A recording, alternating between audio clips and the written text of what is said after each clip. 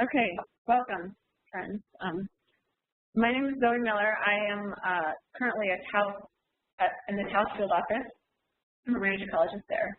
But I started my career in the White River field office in Meeker, Colorado. And so I'm going to talk to you about the AIM program that I ran there. I was a program lead for the AIM pilot program. So I'm going to bring AIM to reclamation. And so this is, if you haven't seen a well pad, this is a well pad.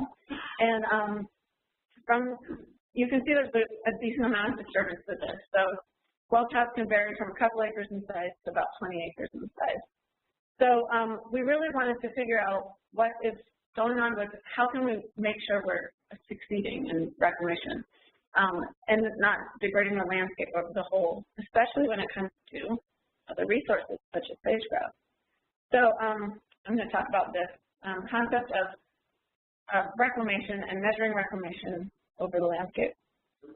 So this is the White River field office, and you can see this little kind of area in the middle. It's the Mesa Verde gas play area. That's where they expect about 95% of their development into the future. And so, but the red is just the extent, it's not the extent of the disturbance, it's just where the oil and gas areas are across the landscape. So it's just, and this little area right up here is the, it's an area of high intensity. It's a particular oil field, so people ask about that. So when you're looking at the disturbance across the landscape, and then with sage-grouse habitat as well, you can see there's a lot of overlap. So we really want to make sure that we are measuring this, the success and the reclamation areas are succeeding for what we want to achieve. So just again, the sample design for AIM. So AIM started in 2011, and it was started in the MPA, the Mesa Verde gas play area. The points are distributed across range sites. They're spatially balanced. They're all random. And then in subsequent years, we went out. So we started filling in the areas outside. And what I'm going to talk about, though, today is in 2013, we did reclamation monitoring, what we called Reclamation AIM. So that's what I'm going to talk about for the rest of the time. So I just want to talk about the challenges. So you can see these funny shapes. These are like well pads, and then there's long linear objects. And this is what comes with oil and gas development. So these funny shapes were a little bit of a challenge in how you put a monitoring program into these areas. So how are we going to set up an AIM plot on these reclamation areas? Well, after the 2013 sampling season, we were like, we really needed a protocol for this. So my co-author, Nelson Stoffer, is working on this protocol right now with a Coronada, and so you can contact Sarah McCord about that as well. It's going to come with a monitoring manual, so stay tuned on that. That protocol will go over how we set up these areas. So here's just a sample of what the protocol is going to say. So we have a reclamation area. Again, they vary in about 2 acres to 10 acres, depending on what phase of reclamation you're in. So we have an AIM plot that's typically not going to fit within this reclamation area. And sometimes the reclamation areas are like shaped like C's or L's or something like that as well. So instead, we have a reclamation area, and you typically have these horizontal seed rows. And we're going to put our transects perpendicular to those seed rows. And in the event we don't have seed rows, we have this major axis, which is typically like a longer linear part of that reclamation area. And again, seed rows, transects that are perpendicular to that major axis. So this provides some kind of standard way to monitor. And these transects are also evenly spaced across the reclamation area, so you get a good sample. And then you're going to select your indicators along these transects. And I'll talk about what indicators we collected, but it's typically the same 150 points for every reclamation area that you do on the AIM plot. So here's just a sample of, you can see the transects perpendicular to the seed rows. And just imagine if you were to fall in that seed row, it would really bias the data. So then you have these long linear features with oil and gas development. So, sometimes it's couple acres in size, sometimes they're miles long. And so we had to set up something, to work within these areas as well. So again, we have these horizontal seed rows, and we want our transects perpendicular to those. And then in the event there isn't seed rows again, you would just put them perpendicular to this major axis. We haven't quite ironed out how often we're going to be sampling on a really long pipeline, let's say, but that will come in the protocol. So there's just a couple of examples of how we can standardize that methodology. So how are we going to measure success with these indicators? So White Field Office is currently working on a proposed management plan amendment for oil and gas. And within that management plan, there's success criteria that really guide your indicators, or what your indicators should be. And so these are proposed. Every office has a different success criteria, and that's all driven by the ID team process. But I'm going to go over these proposed success criteria within the White River Field Office. So we wanted to shoot for 80% similarity of foliar cover, bare ground, and stratum fork density in relation to the desired plant community. Those are our success criteria. And then our second success criteria is based on the concept that we don't want the reclamation areas to be dominated by one or two species. We wanted some amount of diversity, and we wanted to hit that trajectory of recovery.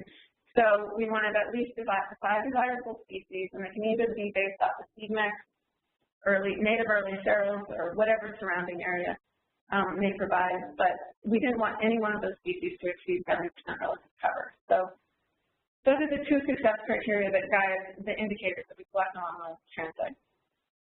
So how are we going to measure the success? Well, most people use reference points, and reference point is typically one place on the landscape compared to another place on the landscape. The problem with this is there's a whole landscape of variability, and so we didn't feel like this was representative of the landscape. And often, too, reference points can be hand-picked by people, and there's a lot of bias in that. And so, it's also a workload issue. Like, BLM can't go out and look at every reference point that a oil and gas company is going to pick. So we wanted to reduce the bias in that and, compare our points to something that's a little bit more representative of the landscape. So the other tool you can use is ESPs. However, White River Field Office does not have ESPs, but ESPs would be a great way to measure, because they do represent the landscape typically too, and they have different stages. But again, this is not tools that we could use in the White River Field Office. So we decided to go with the AIM data to inform our desired plant, because the AIM data is representative across the landscape, and we collect it by eco site, or by range site, sorry. So that's how we decided to go forward in our PA amendment, proposed amendment. So I'm going to talk about, just show you an example of one reclamation area, and compare that to a couple different reference points, and then the AIM data. So all of the data I'm about to present is collected using AIM, and it's on a Pinyon Juniper range site. So first I'm going to talk about that second success criteria. So the second success criteria was based on diversity, and we wanted those 5 desirable species, and some of them are early sterile, but that's all right. And no one of them exceeds 70% relative cover. So we achieved that. We used our AIM data to inform our vegetation composition. So we're all good here. I'm not going to talk about this success again, or success criteria. I'm going to talk about foliar cover, bare ground, and stratum fork density. So we have to compare those to another site or data. So we found this nearby undisturbed site on the same Pinyon Juniper range site, and we're comparing them. And remember, this was randomly selected; it wasn't handpicked. So we are achieving 80% similarity with foliar cover. We are not with bare ground, but we are with stratum fork density. And so, this is a good example. It's easy to achieve, most likely, but remember, it only represents that one point on the landscape. It doesn't represent the whole landscape or the whole eco site or range site. And then there's I picked a different site nearby, same range site, but as you can see, it's quite different. And it's not achieving with foliar cover, it's not achieving with bare ground, and it's not achieving with shrub and forest density with 80% similarity. And as you can see, it needs a lot to get to that success. And so this is virtually impossible for an oil and gas company to achieve. And so, and it's probably not what the BLM wants either, because it's just one point on the landscape again. And so, as you can see, these are two relatively close, like within 5 to 10 miles, range sites on the same range site, but they're different values. And so it just is a great example of like why we shouldn't use just one site. So next, I'm going to talk about using AIM data to inform this. So here's several different sites. We had 27 sites that we could compare foliar cover, bare ground, and then only 6 sites for shrub and forest density. That's all we had at the time. We only started collecting that data in 2013.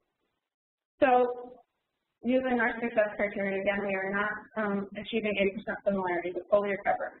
We aren't with bare ground either. We are with shrub and forest density. But as you can see, we only need 4% increase in foliar cover to achieve success. So this makes it a little more attainable for the oil and gas companies to achieve this, but then it also represents the landscape as a whole. So, in conclusion, we have this issue of standardizing monitoring methodology. In White River Field Office, we have about 150 operators, and they're all going out there and measuring the reclamation in different ways. And so this kind of levels the playing field for everyone, and it's going to be a lot easier for the BLM to figure out what's going on. So that standardizes that monitoring methodology. It also standardizes it in the field. So you're not out there in the field trying to figure out where to put your transects. At least you have something to go by. Also, using the AIM data to determine success reduces that bias of just one site on the landscape, and it addresses that landscape variability. And then finally, AIM enables this adaptive management concept, which is, these numbers can inform better decision making, and it can help our managers really stand behind something and say, well, you aren't achieving success, but we have this number to go by, and you're this close or you're this close, and or it could be the other way. We're releasing these people, and if anyone achieves that, we have numbers to go by. So it just informs that decision making process a little bit more. And it's a level playing field for everyone.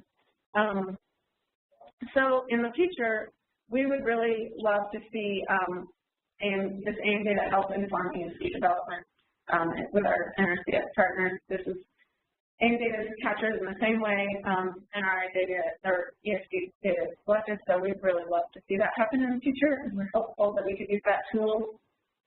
And then I just want to really briefly talk about this White River data management system.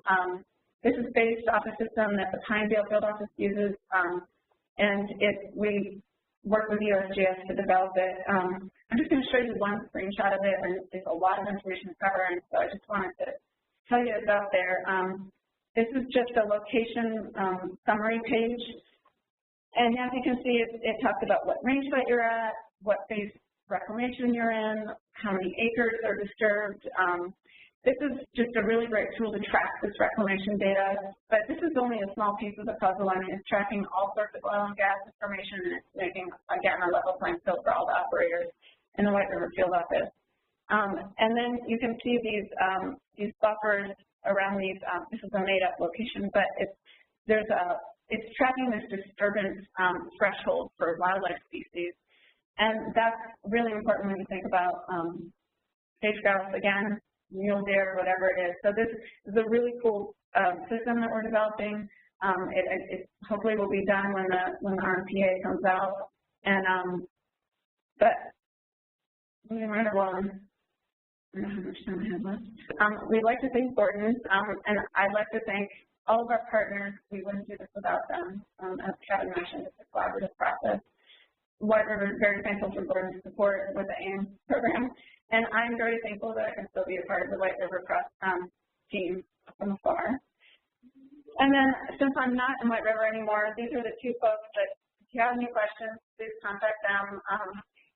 Ryan's working on the DMS, and Mary's the AIM coordinator, and they would be happy to help you too. So I went through that a lot with something.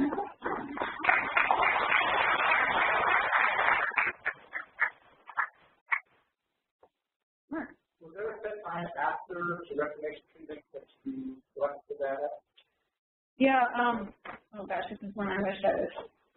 Okay, the question was how much time after you go measure after reclaiming an area. I think it's about 2 years. I'm sorry, this is part of my rustiness of being away from the office. But I'm pretty sure it's about 2 years minimum, and then you go measure and you see where you are, and then go measure again. Yeah? Do you consider using an off-site control as the smart? The question was if we considered using an offset control, so like an immediately adjacent reference area. We did, but again, that reference area can be biased because it's just that one point on the landscape. And sometimes they're close to disturbance as well, so they have some bias and you know, they're close to a non-gas area. We don't have pre-disturbance data right now. We're hoping that we will get there to help inform this process as well, but that hasn't been an option until now.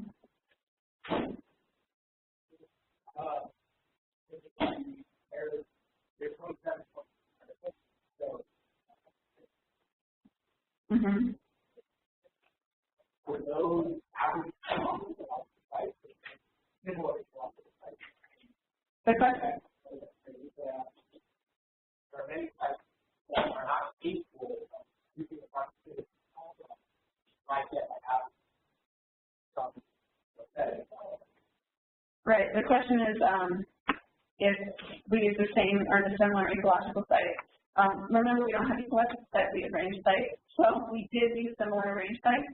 And I did also take out like the outlier because, yeah, and I think that will really fall on the resource specialists there that they can use the sites that are really similar. So, and you speak to a point of stages, I think, as well, or where sites are in relative to their different, yeah. So we wish we had that data too, and that's why we would hope to go to ESP future. So kind of the best course of action right now. Question on if you look at the topsoil data at all, your reclamation and your offsite, just to make sure that the topsoil color with over to the commenting all the various questions on Alberta. We take 9 roll ones directly at base of the well site. And the average for all those things on site is 9 on site and 9 off site. And you have to be within 8%. You can just assume that things that going out. So we got landscape load, that it's based on 9 references. Okay. The comment was somewhere else they take an immediate 9 reference points immediately surrounding that area. And that sounds like a really good way to go as well. I think it depends on your office and your workload and what the capabilities you have at that point. I don't think the White River was set up with that kind of workload. You know, we just didn't have the capability to do that. And remember, we're standardizing it with AIM methodology here. So that was another key point of this presentation was like, we really need a standard process so all those different 150 operators can go out and do the same thing. Because the White River folks just didn't have this capability. Okay. Thank you.